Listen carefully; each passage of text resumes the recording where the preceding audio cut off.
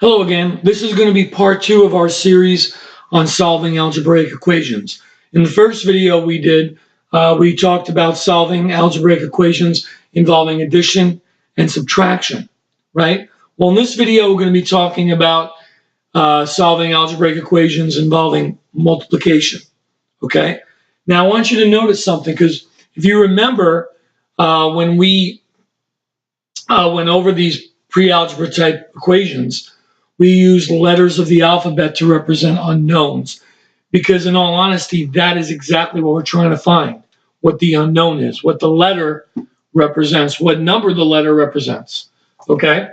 Now in here, we've got a situation where I have a number, which is called a coefficient, by the way. Here's your mystery letter, the letter A, that's your variable, your operation, your number, there's your equal sign. Remember, it can't be an equation without an equal sign. And there's the answer that's on the other side of the equal sign.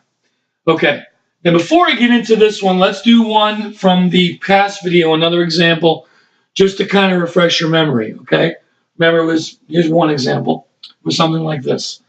Let's see.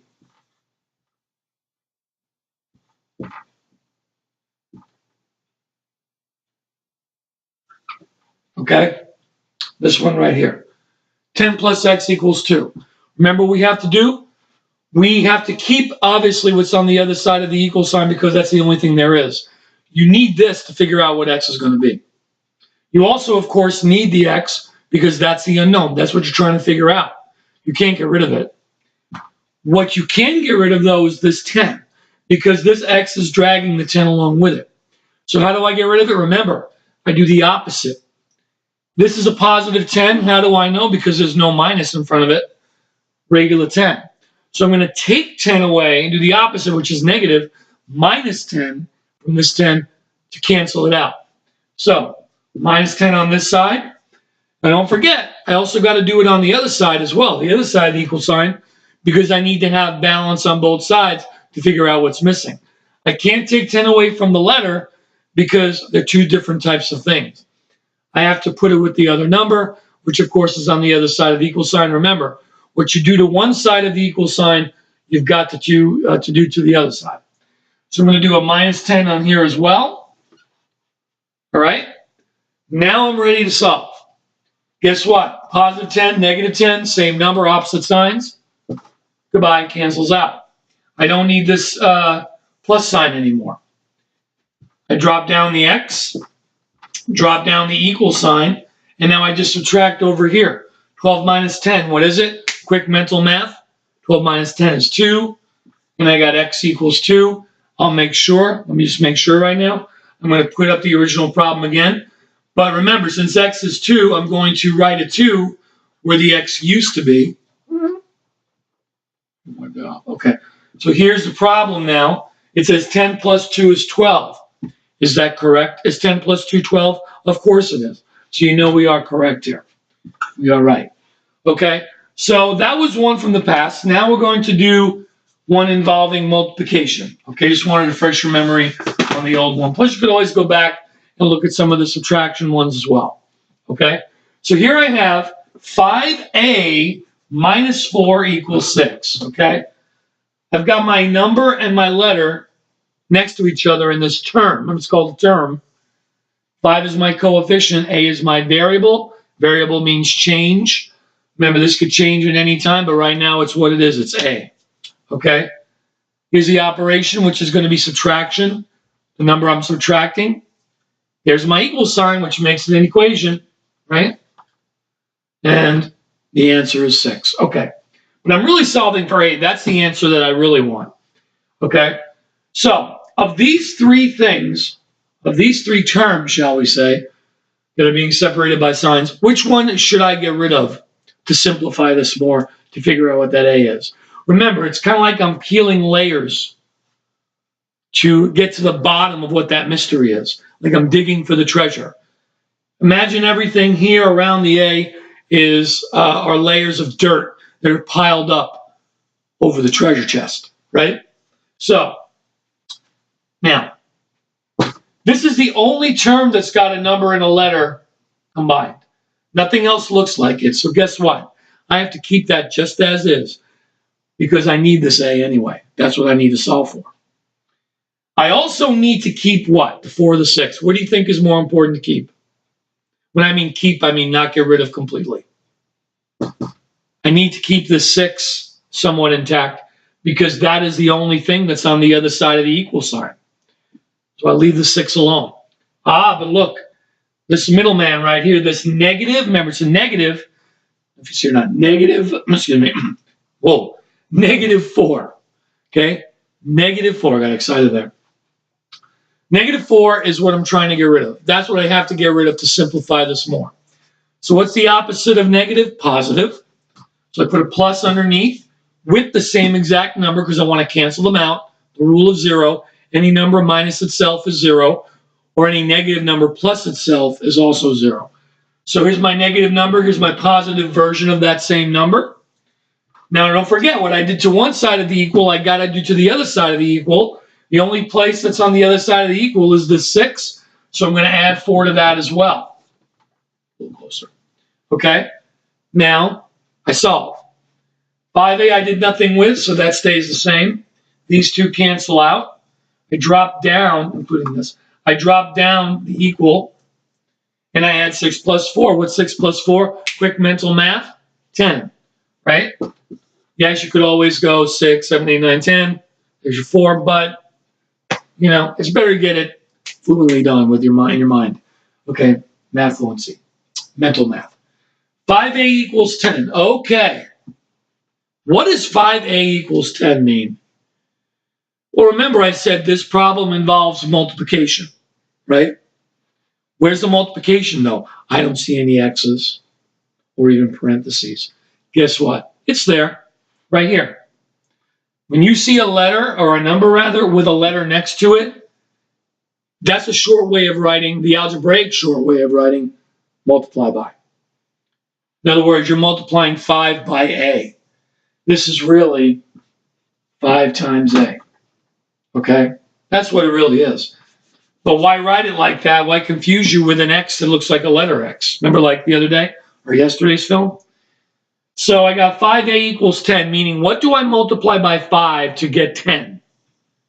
Well, very simple. I'm going to divide like a fraction. I'm going to divide both sides by what the coefficient is, which is in this case the 5. Remember, the coefficient is the number that is partners with the variable being a. So I'm going to divide both sides by 5. These 5s cancel out. All I got left is a equals, what's 10 divided by 5? How many times does 5 fit into 10? Let's see, 5, 10, twice, right? Exactly. A equals 2. A equals 2. That's what I got. Now I have to check and see if I'm right. Okay? How am I going to do that? I'm going to, instead of erasing and all that, I'm leaving the way it is, I'm going to rewrite this top original problem, but instead of putting the a, I'm going to replace it with the 2 because according to what we've done here, a is 2. So let's find out. 5. Now, because it's a number just like a 5, and it's not a letter, it's in the same type of figure, I'm going to put a parentheses around the 2 to show that it's still multiplying, but it's not a 52. If I just put a 2 there, it'll look like a 52, and that'll confuse everybody. So 5 with a 2 in parentheses plus 4 equals 6, okay? Now remember, 5 times 2 is 10. I'm sorry, did I make this a plus? I meant to make this a minus. Silly me. I said it didn't even look right. 5 times 2 is 10. I drop down the minus. I drop down the 4. Drop down the equal and the 6. And what do you know? Is 10 minus 4 6? Quick mental math. You bet it is. 10 minus 4 is 6. So therefore, we are correct that A does, in fact, equal 2. Okay? I'll leave it up. Okay? I'm going to pause the video in a second to make another one for you. And then we'll do some independent practice at the end. Okay? Hang on. Okay, we are back. And we got another problem here. Has a coefficient with a variable, term number 1. The operation now is plus. Here's what I'm adding to it. There's my equal. Remember, can't be an equation without that. And there's the answer of 31. Okay? But remember, I'm not looking for the 31. It's already there. What I'm trying to figure out is what this zero is. The Z is. Remember, now we're using the letter Z. Remember, you could use any letter in algebra. Now, peeling away at the layers till I figure out what the mystery of Z is. The mystery of Z. Almost like the mystery of Zen, right? Anyway, here we go. Let's figure this out. I need to get rid of things one at a time. Remember, I need this term because it has not only a coefficient, but it has the letter that I need to solve for. This stays intact. I need the 31 because it's the only thing that's on the other side of the equal sign. And without this, I don't know what this is. I don't care what you do to this, okay? This, you need to have this. So I can't get rid of those. When I say can't get rid of those, I mean I can't get rid of them completely. Yes, they do change their value, their amount, when you do stuff to it, but the point is they don't turn into zero. Remember, whenever we got rid of stuff the first time, the one we're getting rid of has to be zero. One of these things has got to turn into zero. Okay, maybe I didn't say that before, but I'm saying it now, if you haven't caught on yet. One of these terms has got to turn into zero for the process to begin. Okay, can't be this and it can't be this. The only thing that's disposable is this positive 7. How do I get rid of a positive 7? By doing the opposite, which is a minus 7. Here we go, right? Now, where else do I do it? Do I do it here? Can't do it because you got a letter there. Can only do it here with another number. They stick together, those numbers, okay? Now I am ready. Drop down the 3z. These two things, plus, minus, same number, rule of 0, cancels out. Drop down the equal sign. 31 minus 7, quick mental math, 24. 31 minus 7 is 24. So now I've got 3z, I'm going to put it closer here actually, 3z equals 24. That's what I have now. I'm not done though because now I need to know what the z is. Remember, I'm almost home, but I got to find what the z is by itself. So in other words, 3 times a mystery number is going to give me 24. Let's find out what that mystery number is. I divide both sides by the coefficient, which is 3. How do we know that it's the coefficient? Because it's right next to the variable. So divide both sides by 3. These 3's cancel out. I got the z left over. 24 divided by 3. In other words, what times 3? You can't see that. I'm going to move it up. What times 3 equals 24? 8. 3 times 8 is 24. And there's my answer. Z equals 8. Hopefully you could see that. It's kind of low, but if I try to zoom in, it's not going to come out right. So Z equals 8. Now, let's see if we're right. I'm going to replace this Z with the number 8 to see if it matches, okay? Now, I'm going to carefully, because I'm running out of room, I'm going to carefully erase some of this. Maybe I'm going to erase this. I'm going to keep everything, I'm going to erase everything rather except this. I'm actually going to move this up. So remember, we came up with a solution of z equals 8, okay? Which means I'm going to replace this z with this 8. How do I do it? Remember, I don't want it to look like a 38. How do I keep it separate? Parentheses, remember? Okay. Now let's see if we're right. 3 and 8 with parentheses means multiply 3 by 8. What's 3 times 8? 24. That's what we had, remember? Now, 24 plus 7, let's do it this way actually. 24 plus 7 is 31. 24 plus 7 equals 31. Is that true? Mental math. Well, we could do it the long way. 24, 25, 26, 27, 28, 29, 30, 31. There's 7 fingers, right? Hopefully you didn't have to do that. But what do you know? Does it fit? You bet it does. Does it match? Yes, it does. So Z does in fact equal 8. Z does equal 8, okay? Now, you copy that as well. Hopefully you copied as I was going along before I erased all that. If you didn't, you can now go back and copy the rest if you haven't or if you didn't get to a certain point. Now I'm going to pause the video one more time and leave you with some independent practice problems, okay? Okay, here are your 3 independent practice problems that you could do at your own time or at your own leisure.